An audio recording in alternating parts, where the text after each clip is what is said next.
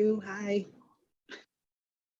Okay, so we're going to go ahead and get started and be mindful of people's time. Again, we want to welcome Andrea Comer, who is the Social Equity Council Chair. Also, we have Komla Matrieve, who is the staff attorney for the Social Equity Council, Jennifer Edwards, who is a program manager with the Social Equity Council, and me, of course, Jenny Ray Clay. I am the interim executive director of the Social Equity Council. We want to welcome our attendees today. We have a very exciting presentation today by Marcus Williams. Marcus is the vice president of Community Growth Partners located in Massachusetts. Community Growth Partners is a vertically integrated cannabis company, and he's going to explain all that to you guys in just a moment. This is a lunch and learn sponsored by the Social Equity Council.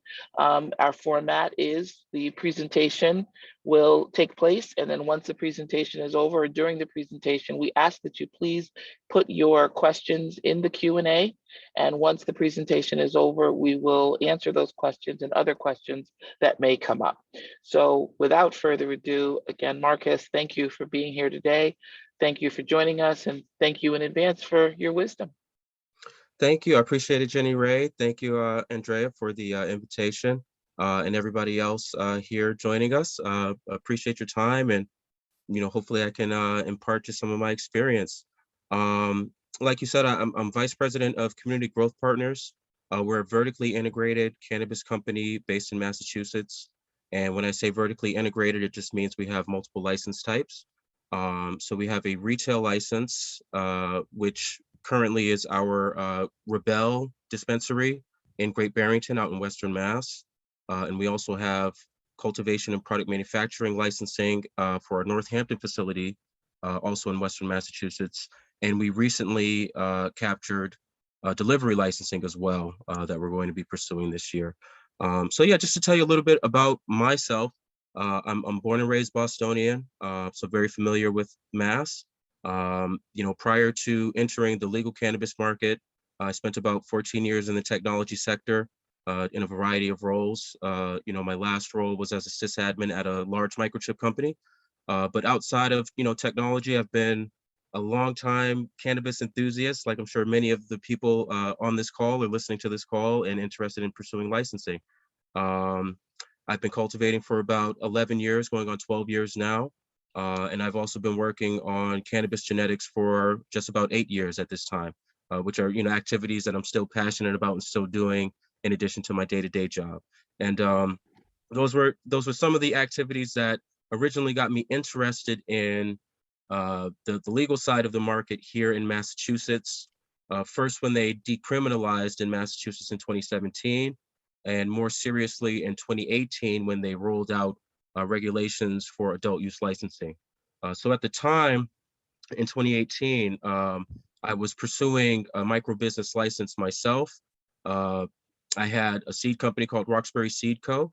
And, my vision was to bring a genetics company to market. I didn't really want to do what everybody else was doing and open up, a retail store. I was really more focused on the growth side and really, intellectual property development in the form of cannabis genetics and the products that can come from genetics.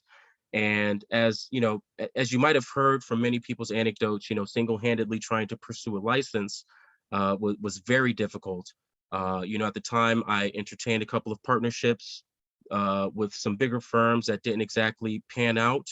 And then I also, had quite a bit of experience with some personal friends trying to bootstrap and pursue a license. And, at the time in Boston, in my hometown, it was just very difficult for, I'll say a lot of political reasons. The mayor at that time wasn't too supportive of giving out host community agreements. And by that time I had done, quite a bit of networking within the local cannabis community. And I happened to meet my current business partner, Charlotte Hanna. She's the president and founder of Community Growth Partners, early 2019. And, she's from Brooklyn, New York, and she had similarly entered Massachusetts to see if there were opportunities here because she had tried to pursue cannabis licensing in New York back in 2017 when it looked like it would have gone legal. And unfortunately, that wasn't the case. So, just long story short, we had a good meeting of the minds. I really liked the vision that she presented for Community Growth Partners. Really trying to take a lot of the profits that are possible in cannabis and reinvesting it not only in the community but also in the company itself.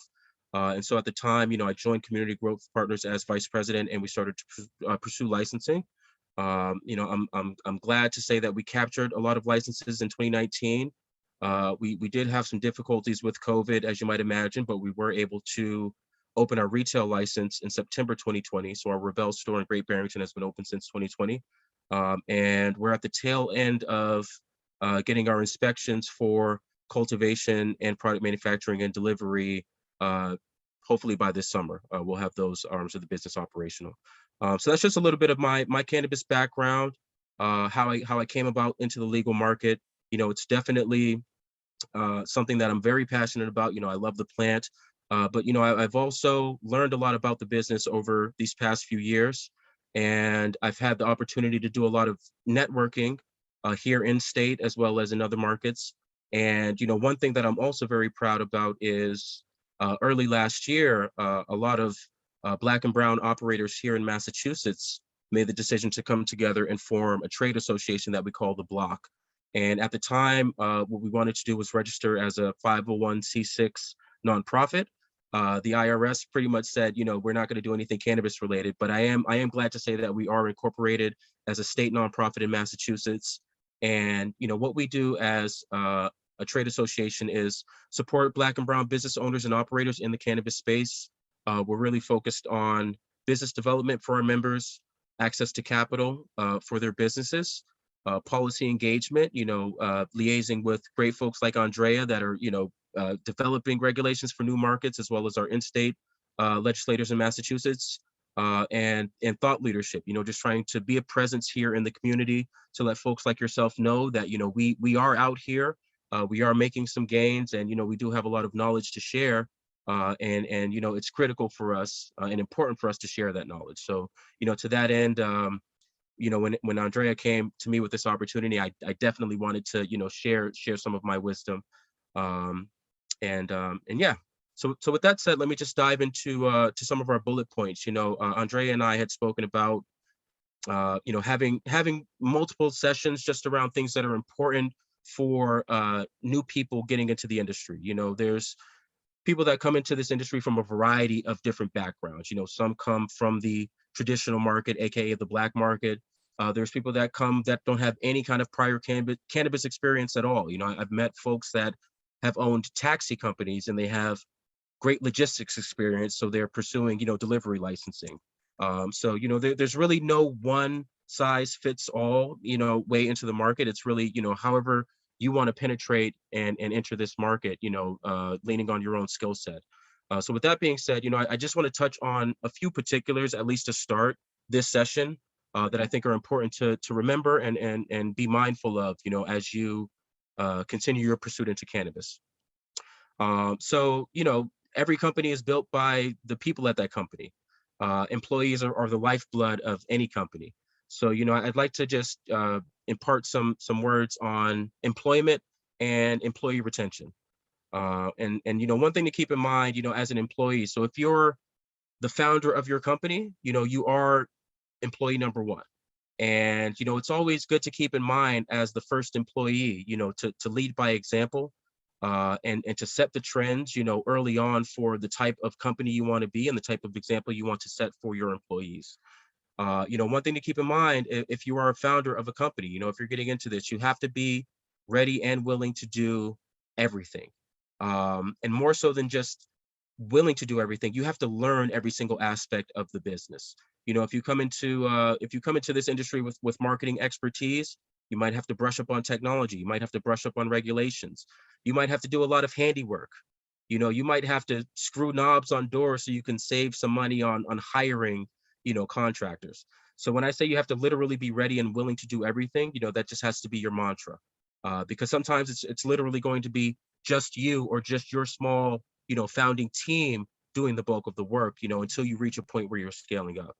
Another thing to keep in mind, it's not a 9-to-5 type of job. This is something where you're going to have to commit 24/7, 365. Sometimes I look at my my Google Calendar, and I'm typically on a weekly basis, I'm spending about 18 hours a week to 22 hours a week in meetings. And that's basically a full day in meetings. And on top of that, there's a lot of follow-up that needs to be done. There's a lot of paperwork that needs to be filed. Um, you know, uh, there's a lot of travel in between that needs to be accounted for. So at times the hours can be long and they can be stressful. And it can be a bit of a treadmill. So definitely keep that in mind beforehand. It's something that requires a lot of endurance. It's something that requires a lot of commitment. And I think if you steel yourself for that early, it'll be easier dealing with the grudge of just the cannabis market. It's a fast growing market, and I've worked in investments prior, and I've also worked in the semiconductor industry. I can't really think of any other market that is literally as fast paced as cannabis. So just something to keep in mind. With that being said, it's not all glitz and glam. I think that's something that's very, very, very important, especially for our young founders to realize.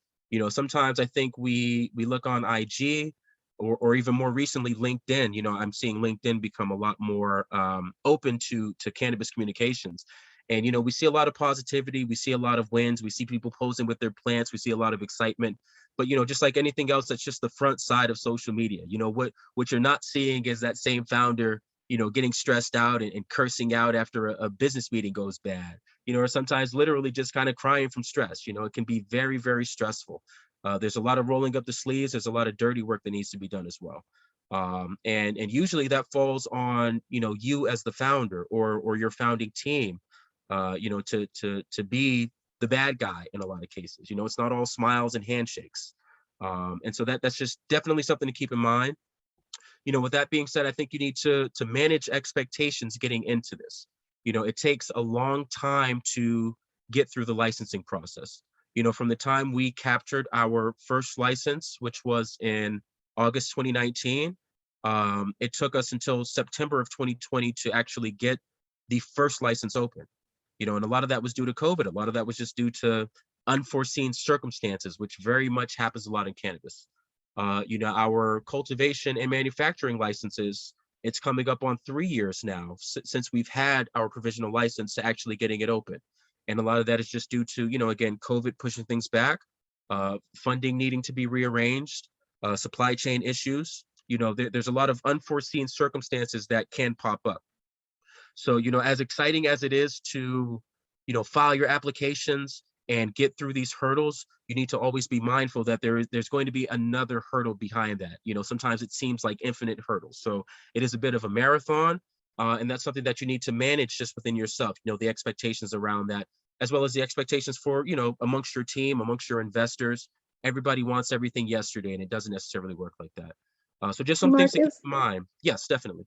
Yeah, I just wanted to ask you to expand a little bit on the supply chain issue point that you made. We're watching the numbers very closely and noticing that there are no social equity applicants for a couple of license types. So we're thinking very much about supply chain as well. So if you can talk about some of the challenges in dealing with supply chain. Definitely. I don't know if anybody's tried to buy a car this year. So for example, for our delivery licensing, we've visited and talked to pretty much every dealership in the state, and they all have inventory listed that's not actually available because it's all sold. And there's, 4 to 6 month lead times on vehicles is one example. When it comes to our build out for cultivation, small electrical components, small HVAC components, things that probably would be a non-issue 3 to 4 years ago are suddenly, contractors are telling us there's a 30-day, wait for this. 30 days turns to 60, turns to 90, turns to 6 months.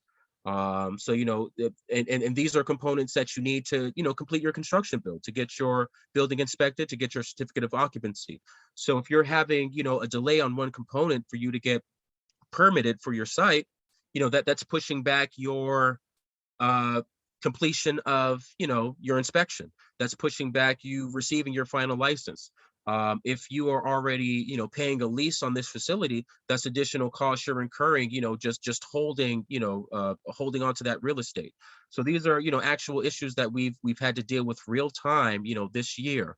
I'm hoping things get better. A lot of contractors are saying things are getting better, as some of these supply issues ease. But, we've all seen, for example, in the past couple of months, an unfortunate, war with Ukraine that Russia has started. And, there's, I think, a lot of anxiety around gas prices. I've heard from current delivery operators that have gotten through all of those hurdles. Man, now I have to redo, I have to adjust a lot of my numbers because gas prices are $2 more a gallon, and all of that stuff eats into the slim margin of profitability that, already exists for a lot of our operators. So, these are just some of the overall constraints that I think, we've seen and that I've heard anecdotally from other people in the market. So yes, with that being said, one of the things that'll definitely sustain you, I think, as a founder, whether you're a founder or whether you're an early team member joining, a cannabis company, is your leadership team. You definitely want to pick solid leaders that will propel your business. And when I say solid leaders, again, that starts with yourself. But I can speak, for example, to one of our block members that started a family business, with her sister as a COO, and her father, doing management. You want to pick people that you trust. You want to pick people that you can rely on. It's very important to make sure that your leadership team or your founding team shares your commitment, number one, to the business, that they're just as all in as you are, but that they also share your vision for the business. If you are somebody that really loves sales, for example, and you want to have the most beautiful store, you want to pick somebody that maybe has the same type of marketing eye that you have, so that you can have, a strong marketing leader. If you, and this is something that I hear a lot about. If you're a person like me that's very passionate about the plant, and you have people on your team that care more about the money, that's going to cause a lot of conflicts in the future. So I think it's very important to make sure that your leadership team is aligned, that everybody has the same vision, that everybody understands it's going to be the same amount of struggle and is willing to put in the same amount of work. You have to know the strengths and weaknesses of your team. Everybody's not good at everything. And one of the quickest ways to put yourself in a compromising position is to, set people up for failure, for lack of a better word.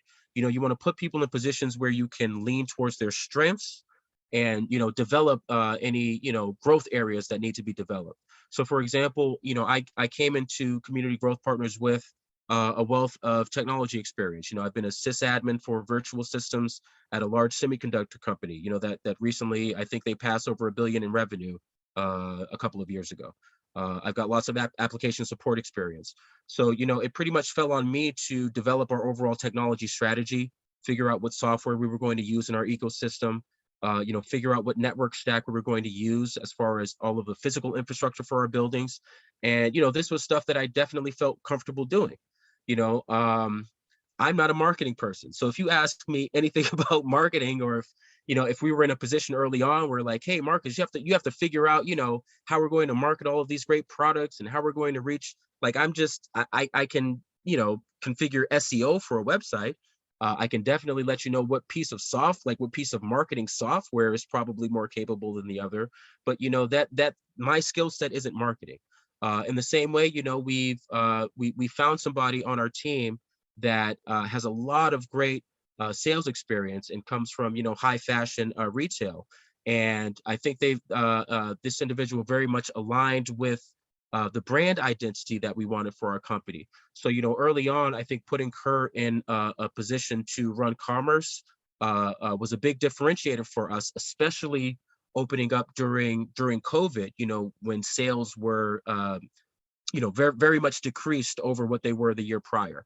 So just keep in mind, people's strengths, and, where you might not necessarily have somebody in that particular position of strength, reach out into your network and see if you can, find somebody trusted, see if you can find that person that has a strong finance background that might be thinking about getting into cannabis, and do an interview, feel them out.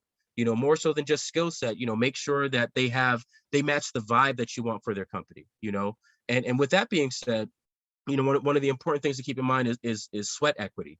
A lot of folks think that just getting into cannabis, they're suddenly going to get rich. It doesn't necessarily work like that. There's plenty of contractors out here that just want exuberant amounts of dollars to not really do a lot of work. So don't be afraid to ask for sweat equity from your founding team and your future employees. There's a lot of show and prove to be done in cannabis. If somebody really wants to have a meaningful position in your company, or even actual equity in your company, it's totally fine for you as a founder to say, hey, look, here's a need I have. I need some pro forma. You want to be our CFO? I need some pro formas. I need 3-year projections. We need X amount of capital. Can you bring me some investors? Show me that you can actually do some stuff up front, before I come out of my pockets to give you something, before you've proven yourself. And we found, at Community Growth Partners, giving people the opportunity to sweat has actually proven, it's proven out their commitment. It's proven out their passion. And that is how we've found some of our best employees. I'm very happy to say that most of the people on our leadership team and in management positions came in very entry level and pretty much rolled up their sleeves and proved themselves, to earn what they want. You'll cross a lot of people, especially, a market like Connecticut. You're going to see a lot of imports into Connecticut coming from other markets, just tooting their credentials. And I've done this before in Colorado. I know exactly what I'm doing. That's great. I still want you to prove it out. Bring me that big investor that's actually going to fund us enough where I can, give you this slice that you think you deserve. So don't be afraid to hold the line there and really, make people show and prove. Especially if you, like I said, hold on to that mantra of being, ready and willing to do everything yourself. You want to see your team exhibit that same level of commitment as well. And with that being said, you definitely have to value your human capital. People aren't robots. People aren't workhorses. I'm glad to say I'm a part of a company that understands that very, very much. I'm also sad to say that I've heard anecdotally and even seen examples, and this isn't unique to cannabis, but I've seen examples in other cannabis companies where they just really don't care about their people. And, in this day and age, when I think companies are trying to give people less and less and less, and they've had record profits even during COVID, but people are getting pay cuts or can't even keep up with the cost of living. People aren't afraid to quit. People aren't afraid to leave. This cannabis market isn't getting any smaller. It's only expanding more. So trust me when I say that if you don't take care of your folks, they get fed up, they will leave. Definitely value your human capital. One thing we try to do to show that value is we always try to promote from within. We give people the training they need. We put people in roles and functions where they can really shine. And if there's an opportunity for them to move up the corporate ladder, we always try to do that from within before looking outside. We also try to establish clear lines of communication. When we started Community Growth Partners early 2019, it was really myself and Charlotte and Mike Ronnie, our director of cultivation. It was 3 of us. And I would say by September 2020, when we opened our retail store, that quickly expanded to about 24 people. We had to hire enough staff to run a retail establishment. With the onset of cultivation and product manufacturing and delivery, we'll probably scale up to about 60, 70 folks, by late summer, early fall. And, as our corporate team grows, I'm not there in the store day to day anymore, rolling my sleeves up. We have a store director now that can handle most of those functions. I'm running from Boston to Northampton to Connecticut to New York. So it's very easy to get into a silo where, you don't really hear people anymore. Where people feel like they can't communicate with markets the same way anymore. So, it's very important, I think, to always make sure, from the top down to the most entry level to your newest associate, that there's clear lines of communication, that the person, with the boots on the ground every day feels like if they have a concern, it goes up the chain and is addressed, and all of your problems are heard. And I can tell you that, we've had several issues, as a company, on the human resources side, on the employee relations side, that we've had to deal with. That's nothing unique to our company. That's nothing unique to any company. Sometimes you have problems, as a company. Sometimes there are situations you have to deal with. And what we've always tried to do is deal with problems as soon as they arise, and let people know that we are acknowledging the problem. Even the most difficult conversations, we're going to have those conversations. And unfortunately, that's led to some outcomes where we've had to let people go that, were veterans, and superstars and things of that nature. But I can tell you that, every single person in our company will tell you that we're not perfect, but we handle problems, we listen to problems, we deal with problems. We've had people that we've hired from other establishments in Massachusetts that have said, for example, like harassment, to women. They've said, "Hey, management swept this under the rug. I can't believe you guys actually deal with stuff like this because management has swept these problems under the rug." So definitely make sure you value people, to the extent that you're always going to listen to them, and that you're never shying away from any difficult conversations or issues. Take them on as soon as they arise. Even if it makes you out to be the bad guy at that particular moment, in the future, your staff will definitely look at you as a strong leader for having done so. So these are some of the things that we've tried to do, to show value for our employees. Um, and I would even say embrace difficult conversations. You can't avoid them. Even outside of dealing with employee relations, you're always going to have difficult conversations. That investor is going to be your best friend until you start talking about percentages. That general contractor is going to be your best friend until you tell him you don't like these numbers and you've got a different quote. So these are things that you need to be comfortable negotiating, professionally and cordially. And they're actually a sign of strength as a leader. So I would say embrace these things early on, and set yourself apart in that aspect. And it's also a way of letting all of these experts in cannabis know they can't just walk all over you. You're going to hold the line. You know what you want. You know your vision, and it's just that simple. I know you Um, talked about contractors, Marcus. And so in terms of like establishing those vendor relationships, when did you start doing that? Did you wait until doors opened, or was that really kind of like something as part of the pre-planning? And if so, when did that process start? Got it. Definitely. You know what? I was just about to touch on that, in our next section, business relationships. But to quickly answer your question, Andrea, right from the get-go, right from the get-go. One thing that's very important to do is to get very comfortable networking. You never know who you are going to meet, and you never know when you are going to do business with that person or engage with that person. So I would say very, very early on, we met people, like, for example, I'll give you one example here. We have a great partnership with an organization called Roca, and they're an organization that works with young individuals that have, one foot in and one foot out the system. And we've set up a pipeline, like an employment pipeline, where we take a lot of their graduating candidates, put them through a 10-week program, and hopefully, if successful, offer them career opportunities at Community Growth Partners. And that was something that, we started talking with Roca about before we had anything at all. And, a lot of that conversation was really just, hey, we really like what you guys do. We see that you have a location in Holyoke and in Springfield, very close to our Northampton location. When we get our stuff together, we'd love to come back and talk to you. So it's okay to tell people, like, hey, I'm at this stage. I might not be able to engage with you right now, but definitely keep me in mind. I'm so And glad that you mentioned Roca, because they actually have established here in the Hartford area. So for any of the folks watching who are in Greater Hartford, just keep that in mind. 100%, 100%. And yeah, to that end, lots of, especially if you are opening up in your hometown, go talk to your community organizations. Go talk to your family.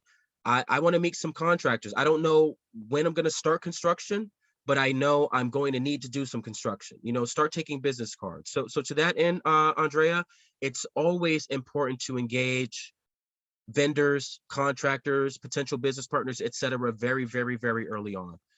So to that end, let me just talk about some other aspects about business relationships. Networking opportunities are going to be immensely important for you as a founder or as an early team member or as anybody getting involved in this industry. And like I just said, networking opportunities doesn't always mean going to some, official forum or some, cannabis sanctioned event. Networking really starts, like I started networking as soon as this got real for me. I reached out to everybody in my family. Like I reached out to my brother's fiance's dad, who was a lawyer, like, hey, can you, I might need something. Let me ask the people I know I can ask stuff for free early, and the people that I'm not too sure if I can ask them for free, I at least want to make an intro, so anything can definitely be a networking opportunity.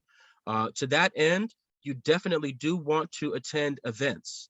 Every cannabis conference that's going on around your town, you want to attend that.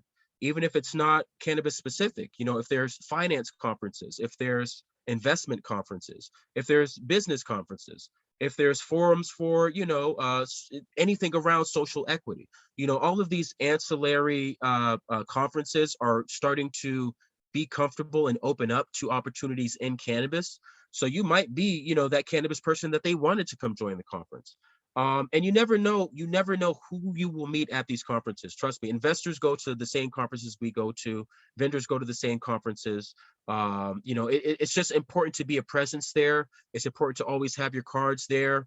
If you see something that seems interesting, like, hey, I just, I see you're a law firm that works in cannabis. I'm just getting started. I'm literally at the ideation stage. I'm starting to work on my applications. I'm in the Connecticut market. Can you offer me any guidance? That could be your intro. And a lot of times, being proactive like that, people will remember you. People will call you back. They'll start to solicit, from you, meetings to figure out where you're at and see where they could possibly help you. So definitely something you want to do is always connect and engage when there's networking opportunities. Now, also keep in mind, especially as social equity applicants, don't be afraid to ask for discounts. Don't be afraid to ask for freebies. A lot of these same contractors and vendors and companies, whether it's a compliance company, a law firm, a construction company, an HR company, they might not advertise that they have discounts or pro bono opportunities for social equity applicants, but a lot of times they do. And even if they don't, if you ask, they might do it anyway, So definitely use that to your advantage. We honestly don't have, as Black or brown people specifically, I can speak to, but anybody, I would say that it, is a minority getting into this industry, women getting into this industry, most of this industry is still run by middle-aged white men, right? So if you are not in that particular demographic, there's not a lot of advantages that you can really, extract to kind of make up that distance and give yourself, a leg up. So if you are designated social equity, if you are, a minority applicant, if you are a female applicant, try to use that to your advantage. Definitely try to use that to your advantage, because I can tell you all of the big companies, the biggest cannabis companies in America that make hundreds of millions of dollars, they ask for discounts too. So don't like be too proud to take advantage of what's there. And like I said, a lot of times people will just be interested in working with you because you're a social equity applicant. You're a new applicant in a new market in Connecticut. They want to get into that market, so you can kind of set the terms for that engagement and see what you can get for free, up front. When it comes to vendor relationships, I'm just looking at some of my bullet points, Andrea, here. Good to establish early and continuously. So yes, it is something you want to do very early. It's something you want to always do. And sometimes those vendors themselves can be a great avenue for further networking connections. A lot of people work in tandem. If you meet a great architect, they're probably going to know a great electrician. They're probably going to know, a great HVAC company. So word of mouth travels. So making that one connection can easily turn into multiple other connections. Be clear about your scope of work and your needs with service providers. And again, that just kind of gets to where you are at your stage in the business. Sometimes vendors will just there are, on the opposite end, vendors that just want to extract some money from you. Hey, I've heard you're getting into license. If you pay us 500, we'll just give you some boilerplate, PDF that's not really going to be helpful to you. So just be very clear about your needs, be very clear about what you can afford, be very clear about what you want from the vendors. And if it's not mutually beneficial, if they say, hey, I can't really do this for you, that's fine. That's definitely no reason to get upset, and that's going to happen a lot. Hey, that's fine. Maybe later on, when I'm at this stage, we could possibly re-engage, but just be clear, this is where I stand. And yeah, again, ask for the moon, ask for everything. Don't be afraid to go above and beyond. Hey, I'm gonna need a 50% discount on this. Start at 50, and then maybe you might end up at 30. But if you start at 10, you're gonna end up at 5. And so yeah, don't be afraid to ask for the moon. I can tell you from my own experience, I have seen the largest cannabis companies in the world that don't need any discounts always ask for discounts, and a lot of that is just due to just the constraints around capital. So do that early. Set your line, and a lot of people surprisingly will meet you on your terms. And yeah, so when it comes to overall industry relationships, lean on your colleagues for advice and assistance. You'll meet people from big MSOs that would be willing to give you advice and guidance and experience for free just because they like what you're doing. You'll meet fellow colleagues that are at the same stage as you, or maybe a few stages ahead, that have gone through licensing. Like, let's say you're just starting your licensing application, and you meet somebody that you really relate to, and you guys have a great relationship, and they've completed and received the license. They can help you through some of those hurdles. You can ask that person questions. Lean on your colleagues, especially if it's a great relationship, for that guidance. I have people in the block call me and ask me questions all the time, and I love helping out. I really love helping out because I know how hard it is. And I honestly I feel obligated in a sense to help, because this hurdle isn't becoming any easier for any of us. I just put a young lady who was in the Ease Accelerator program in touch with the architect we use for our build in Northampton the other day. I don't know if that's exactly going to work for her needs, but she asked who we use, and I shared that resource because at least for her, it's a place to start. And I know, getting that reference from me, that architect is definitely more likely to talk to her. I think they replied to the email within 5 minutes. So if there's other all-stars out here that are doing their thing and they have great connections, don't hesitate to lean on your colleagues. And if they really do have your best interest in mind, they'll want to help you. Like, we want to see each other win. That's the whole purpose of the block as an association for Black and brown cannabis businesses. There's not enough of us for us to be competing. We need to collaborate more. We need to help each other more. We need to uplift each other more. Develop a trusted circle of associates. If there are people that have given you good advice and they've always led you the right way, that's a trusted circle. Keep in contact with those people. Check in regularly. If you're having any doubts or difficulties, that might be the first point of reference for you, as opposed to just reaching out to an agency that you might not necessarily know. And make sure you find common ground on business goals and interest. Everybody does have a different pursuit in this business. There are some people here that just want to make money. I've met folks here in Massachusetts that have told me point blank, I've been cultivating for 37 years. I don't even care about the money. I just love the opportunity to be able to do this legally. So, whatever your aspirations are, find folks that share those aspirations, because it will be easier for you guys to achieve those goals collectively together, as opposed to feeling like you're in a silo trying to do this by yourself and nobody really understands you. Trust me, I know that feeling as well. And that's another big reason we developed the block. Something I hear a lot about members in the block is, I just like having the camaraderie and feeling like I'm not alone in this pursuit. So definitely find common ground as you meet other folks at these networking events, and at these business building opportunities, that you share the same goals and interests. Let me just close out here. I do want to be mindful of time. So some common challenges.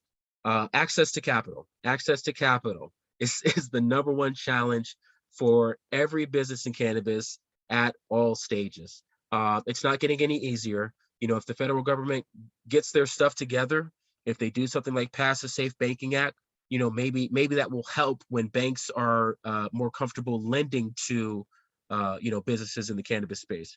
But for all intents and purposes, everybody has trouble raising capital, especially if you are very new to the business, especially if you're a pre-market. So some of the things you can do to address that challenge. Number one, the networking opportunities I mentioned before. You'll never know who you will meet. That person that you strike up a great conversation with might be somebody that is similarly interested in cannabis like you, maybe doesn't necessarily want to run a cannabis company, but they might be sitting on some millions and just looking to invest.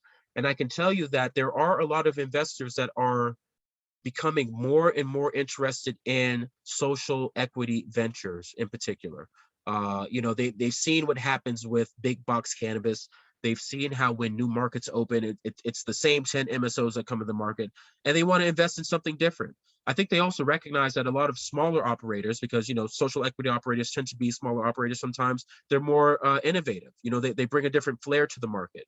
And especially if you are opening up in your community and you have that authenticity of like being a scion of your community, that does generate to sales. People love to support their mom and pops. People love to support establishments that they know as opposed to those that they don't.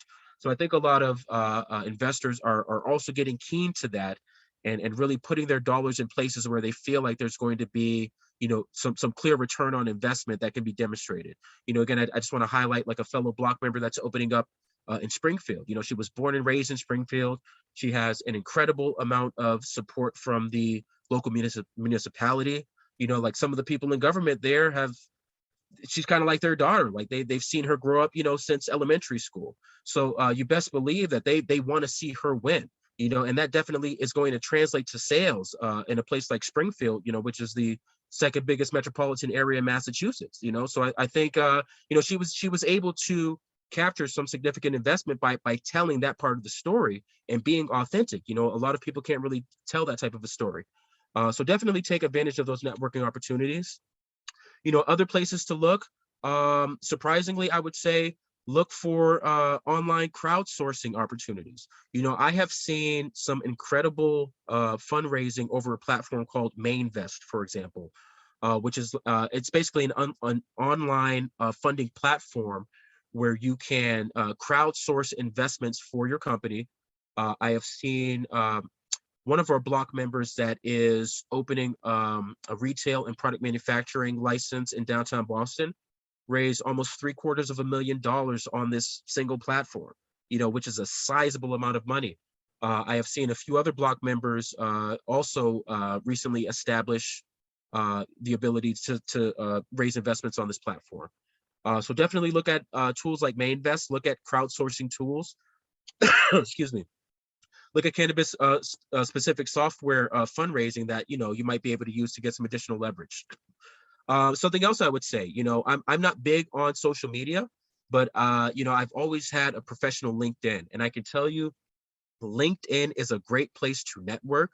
I have an incredible amount of connections on there based, just on entering the cannabis industry. And a lot of investors are crawling LinkedIn looking for opportunities, reaching out. So don't be afraid to use LinkedIn as a professional platform to not only pitch your ideas, but keep people up to speed on where you are in the business. You'll make a lot of great networking connections that way, but you'll also find a lot of investment opportunities. I've seen a few investment opportunities just off of LinkedIn.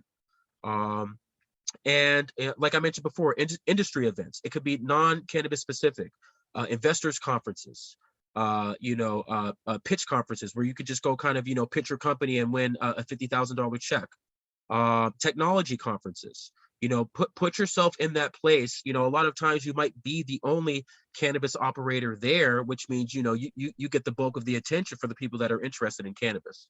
So yes, I just wanted to, there was a comment in the chat, and I think that one of the reasons that when we first met in Mass that I wanted you to come and talk is because we're setting up this program, but we don't necessarily have a block here. right? Mhm. And so I know initially you and the folks at the block were looking to sort of branch beyond Massachusetts and Connecticut because you are a state chamber. Sort of what does that look like? Because I can tell that there is an interest in the information that you have and being able to Yeah, sort of have definitely. that. Definitely. We wanted to, so the quick answer to that is we wanted to register as a federal nonprofit. The IRS, as of January of this year, if you have cannabis anywhere in the wording of your organization, they pretty much shoot that down. So we are incorporated as a chamber of commerce. We are designated as a Massachusetts state nonprofit, just so we do have some nonprofit designation. But regardless of that, we want to expand beyond just Massachusetts. You know, we as we've discussed, we are planning a May block event in New Haven. I'll make sure I get some follow-up information there. We would definitely love to see a lot of, you know, future licensees and future business leaders, you know, from Connecticut come to that event. But yeah, you know, I would say Massachusetts is our home base. You know, it's our headquarters. But we're definitely looking to branch out, you know, to Connecticut, New Jersey, New York, you know, other national markets. But I think Connecticut makes a lot of sense just because of proximity and Yeah, because, you know, we've had a lot of Connecticut folks come and attend our events and ask for that. So I would say definitely by May, you can look forward to that, to our first, you know, Connecticut-based event, but definitely an opportunity for a lot more Connecticut individuals to join the block. awesome. Marcus, I wanted to, I didn't want to cut you off from your presentation, but I No, wanted definitely. folks that are watching, we are getting some questions in the Q&A. So please, Hmm. if you do have questions for Marcus, please put your questions in the Q&A and we will answer them. We'll read them out loud and we'll answer them. Marcus, I had a couple of things that I wanted to ask you about. So if you don't mind, tell Definitely. us a little bit, what would you say is your best experience since getting involved in cannabis? My best experience. Man, that's a good one. What's my best experience? You know, I I don't want to sound like arrogant or cocky or anything, but you know, I think our staff has a lot of respect for me, you know, and I like seeing that because I try not to overtly do anything to extract respect or fear. Like that's just not the type of leader I am. You know, I really do like to lead by example. I think everybody on my team understands how much I really do care about this plant. So I think just seeing people really join our organization and thrive and stay there and grow within the company has been an incredible experience. You know, I could think of one employee in particular. I mean, she was one of our earliest employees, and you know, she comes from an area of disproportionate impact in Western Massachusetts.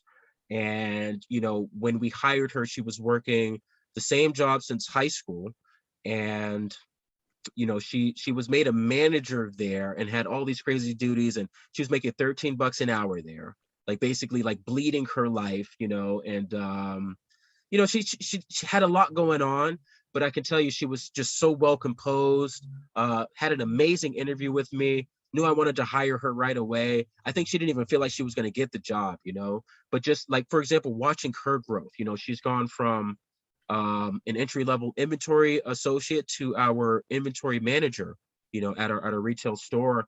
And you know, we're setting up an opportunity for her to segue into our Northampton operation and be operations manager for that whole arm of the business. And really just kind of watching her grow over the past, you know, 2+ years, that's been really rewarding for me because, you know, it's kind of like I knew putting her in that position, like, you know, you always want people to take advantage of an opportunity. You know, it doesn't always happen that way, but for me, she's a clear example of, you know, I was put in a position, I rolled my sleeves up, I did the work, I took advantage of the opportunity, I still continue to excel, I still continue to work at a high level.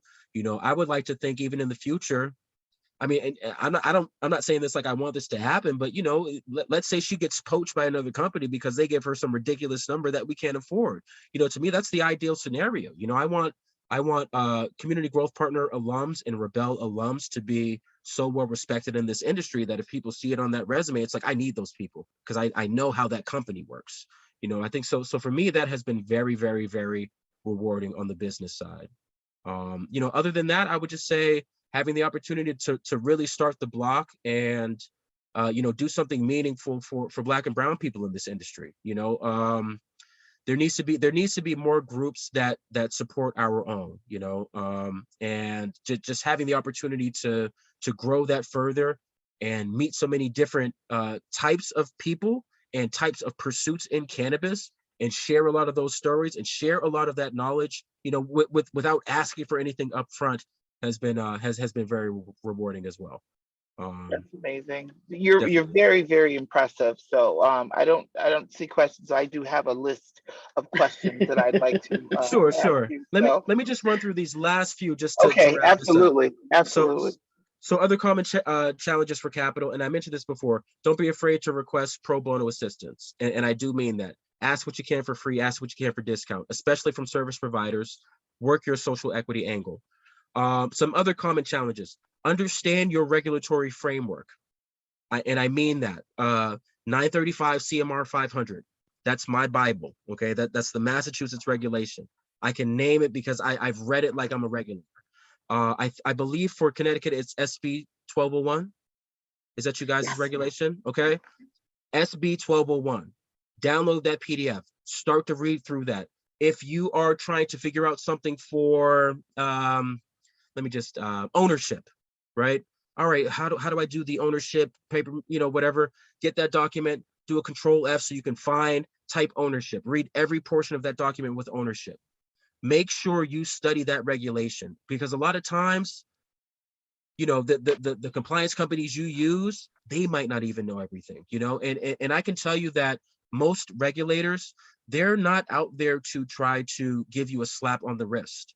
They're just as concerned as you are. They want to make sure that all businesses are functioning according to the regulations and in a compliant manner. So if you master those regulations, it just gives you a leg up in demonstrating to, whether it's your local municipality, whether it's your legal team, whoever, that you understand those regulations, and that whatever function you're trying to do in that business, you have a valid argument, because here's what the regulations say, here's what I'm trying to do. So definitely study SB 1201 and make that your Bible, and learn that very, very thoroughly. And just for clarity, now that it started off as SB 1201, it's now Public Act 2101. So There we people go. are Googling. Public Act 2101. So download that. And don't be afraid to ask. I mean, you can ask the regulators as well. Like, hey, I would like some clarity on this particular portion of the regulation. Here's what I was thinking. Here's what the regulations say. Am I compliant? You don't necessarily have to pay a compliance firm to do that. Especially in a market like Connecticut, where you can hop on a Zoom with Andrea, and it seems like the council wants to be very supportive, of your licensing pursuit. So, again, just the squeaky wheel gets the oil. Don't be afraid to ask questions. You'd be surprised at the answer sometimes. The last thing I'll say, let's see, applications and licensing process. There's typically, several stages of licensing. If there are workshops or training materials to understand the intricacies of that process, definitely make sure you attend those. Maintain professional but constant communications with your local cannabis board. This is an example of that, so don't be afraid to do that. Sometimes people, I think, people might be scared to reach out to Andre. I'm telling you, she's the nicest lady. Jenny Ray is super nice. So don't be afraid to reach out. You can even say, hey, Marcus said on that webinar I could reach out, so squeaky wheel gets the oil. Keep that in mind. And the last thing I'll touch on is revisiting your business plan. Do some research. If you're new to business plans, which I was getting into this business, this is my first professional business venture as an entrepreneur. Research what makes a good business plan. Excuse me. It's not much different than non-cannabis businesses. You need a business description, you need a go-to-market strategy, you need an operating plan, and you need financial projections at the very least. Make sure you capture your overall goals in that plan. Don't try to recreate the wheel. Dispensaries sell cannabis. Cultivators grow cannabis. Manufacturers produce products. You don't necessarily have to step out of those bounds. And again, more so than trying to recreate something that's already been created, what your local cannabis board and what your municipality wants to see is that you can operate that business compliantly and according to regulations. Okay. And then business beyond the dollars. So more so than just dollars, some things to think about. Use your social equity status as a differentiating factor. You know, again, when you're talking to investors, when you're talking to other people, everybody's not a social equity designee. So make sure you use that to your advantage.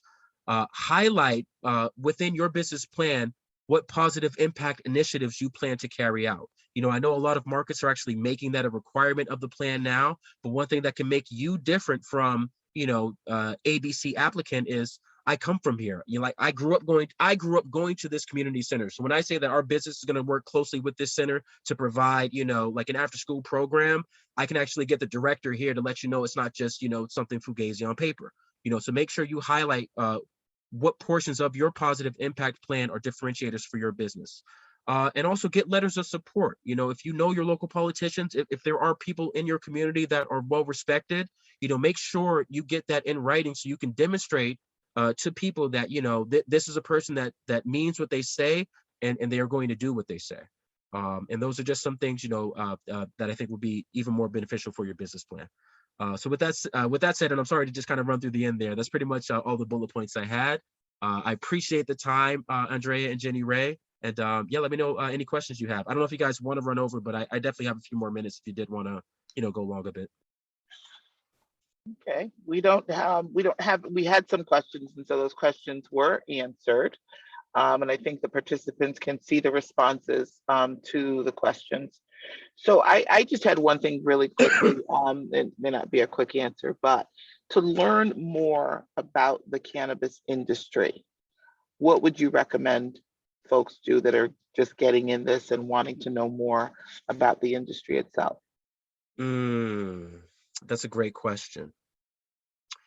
Oh, man, you know, it depends on what aspect you're talking about, but there are some newsletters that are very beneficial, that certain organizations put out. Like I could think of some financial ones. I would say, I wish I could Google quickly. I know BDS puts out a newsletter where they talk, for example, about national trends when it comes to products and sales and mergers and acquisitions and things of that nature. There are several policy groups that put out information regarding, you know, social equities, specifically, you know, how to structure businesses that are more socially equitable, how to understand regulations. I would say look for newsletters and you know, printouts from established cannabis organizations, just to kind of see what's already been done, or, you know, read about a study that has already been completed. You know, there might be something, for example, coming out shortly talking about Cresco acquiring Columbia Care. I don't know if you guys heard about that, but Cresco recently bought Columbia Care for $2 billion. That's something that a lot of people in the industry are going to be analyzing. You know, what were some of the specifics of that sale? And another thing to keep in mind with that sale is when those two entities merge to one entity, at least in Massachusetts, and I'm sure this is the case in New York, they have too many entities for that particular market. Like in Massachusetts, you can only have 3 retail establishments. So they're going to have to divest certain entities, which means that, you know, investors might be looking for those entities. There might be opportunities to, you know, either buy or partner, et cetera. So you know, just keep on top of the latest cannabis news. Find those circulations that are putting out that information. You know, I can tell you there's a group called Elevate Northeast that puts out regular newsletters that are very helpful when it comes to human resources and, you know, finding employees and, you know, things that a social equity business can do to, you know, benefit their employees. So yeah, I would say look for those types of circulations. I can definitely follow up, Jenny Ray, and you know, give you some particular ones that I read that I would find helpful.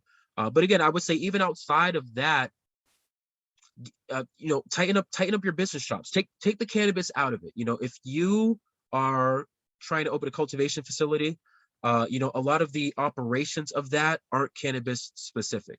You know, find out what people do in general when it comes to indoor farming. Find out, you know, what people use as far as lighting, as far as electricity, as far as build out there. You know, when it comes to retail, you know, the only thing that makes a dispensary is that it sells cannabis. You know, I can tell you at Rebel, you could easily take the cannabis off our shelf and try to put, like, you know, high fashion items on, and we would have the same vibe. So I would just say, you know, figure out what works for your particular business type outside of cannabis, and just study, you know, like business materials, you know, to really brush yourself up there.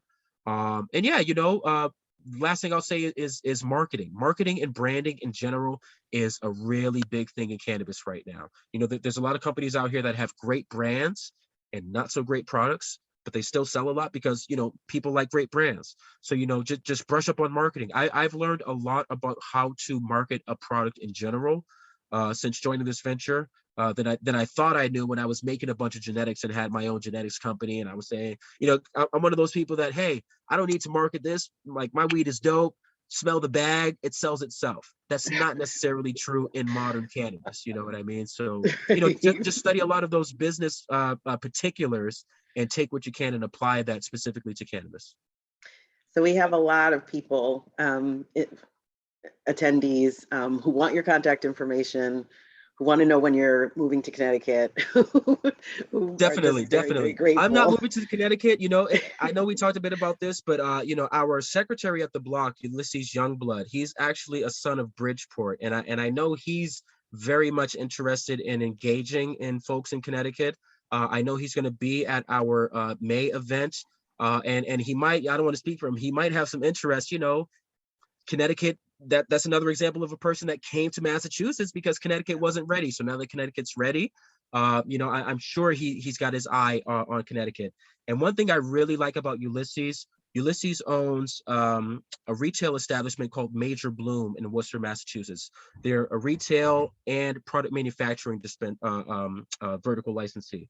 And one of the things I like about Ulysses, he bootstrapped his entire operation. He's one of the few people I know that actually did not take huge outside investment funds and was able to get through the same licensing hurdles that we got through, and we had to get outside investors. So he'll definitely have a lot of, I think, interesting knowledge to impart. But yes, in general, my name is Marcus Williams again. CommunityGrowthPartners.com is our corporate website. Our dispensary website is Rebelle, REBELLE. You can find us at letsrebel.com. And for anybody that wants to contact me, I'm Marcus, MARCUS, at communitygrowthpartners.com or Marcus at letsrebel.com. They both go the same way. Feel free to ask me questions. Just let me know, hey, I was on the CT webinar, so I just kind of know where it's coming from. I do get a lot of spam, so it'd be helpful just to know it's not some random person just trying to fish for information, which does happen a lot, surprisingly. You'd be surprised. Marcus, thank you so much. I want to be respectful of folks' time. They could be on their lunch hour, and I don't want anybody to get in trouble, but the conversation is just amazing. You're amazing. Thank you so much. I promise you guys, I have been in touch with Ulysses, and we will bring Ulysses on as part of a lunch and learn so he can share some of his experience. And Marcus, we will definitely be in touch and look forward to working with you in the future. Appreciate it, Jenny Ray. Appreciate it, Andrea. And I will hopefully see a lot of you in May in New Haven. Most definitely. And yes. we'll keep our folks informed. We've got a good following right now. And so we will definitely make sure everyone gets the information. Awesome. Thank you all. Appreciate it again. Okay. Thank you so much, everybody. Everybody have a great day. Thanks for being with us. Bye-bye. Bye-bye.